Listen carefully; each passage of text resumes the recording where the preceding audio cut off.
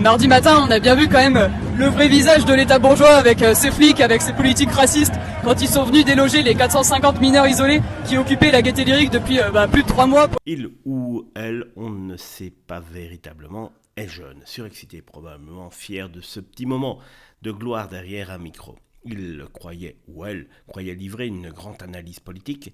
Ce qui est surtout sorti de là, c'est un florilège de slogans creux, de contre-vérités, de clichés d'extrême gauche recyclés.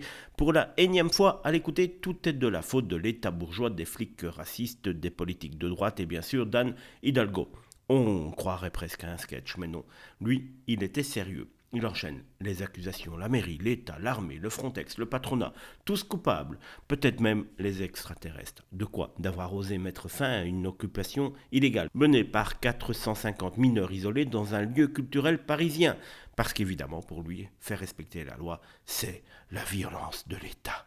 Et les policiers, des harceleurs, la justice, une armée de l'oppression. Il réclame donc des logements dignes pour tous, tout de suite, peu importe la légalité du séjour, les ressources disponibles ou l'organisation nécessaire, comme si le simple fait de vouloir quelque chose suffisait à l'obtenir. Un monde d'ados capricieux et pendant qu'ils délirent, oui, c'est le vrai mot, sur le camp des travailleurs et l'exploitation patronale. Il oublie qu'on vit dans un pays où l'on peut manifester librement, s'exprimer sans crainte et même raconter des absurdités en public sans finir en prison. Profite gamin parce que sinon tu serais déjà derrière les barreaux. Mais le plus drôle, c'est qu'il termine sur un appel à se débarrasser de toute cette société. Oui, la société qui lui offre un micro, un accès à Internet et sans doute les aides sociales qui lui permettent à hurler à l'oppression entre deux cafés bio chez Starbucks. Pitoyable, non, comique, tragiquement comique.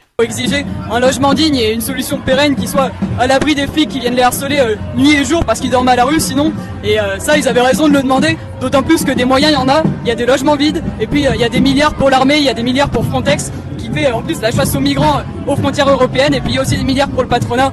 Mais derrière, il y a les choix politiques. Il y a les choix politiques de la mairie qui est une mairie PS, d'Anne Hidalgo et tout. D'ailleurs, c'est la même mairie qui s'acharne contre 2 travailleurs des musées de Paris qui ont osé relever la tête quand ils se sont fait insulter de manière raciste par leur direction. Il y a ces choix politiques-là. Et puis il y a les choix politiques du gouvernement et de Retailleau surtout qui enchaînent les politiques racistes sur les politiques antisociales. En fait, quand même derrière, ils disent une route à l'extrême droite et à toutes ces idées réac. Et puis surtout, dans tout ça quand même, c'est qu'ils voudraient qu'il y ait toute une fraction des jeunes et des travailleurs qui vivent avec la peur au ventre, qui vivent soumis à tous les arbitraires, qu'ils soient policiers comme patronaux, pour derrière pouvoir à la fois les exploiter et les désigner comme bouc émissaires. Mais en fait, à la fois les jeunes du collectif et la marche de solidarité, ils ont bien raison de dire face à ça, il faut organiser la riposte, il faut relever la tête et il faut que cette riposte elle vienne de notre camp, celui des travailleurs, qu'elle vienne par le bas et qu'elle s'exprime la solidarité avec les mineurs isolés. Et puis derrière, il y a du monde à la manifestation là parisienne du 22 et ça fait plaisir. Il faut qu'on soit tout aussi nombreux dans les jours qui viennent et bien après aussi parce que pour se débarrasser de l'extrême droite, pour se débarrasser du racisme,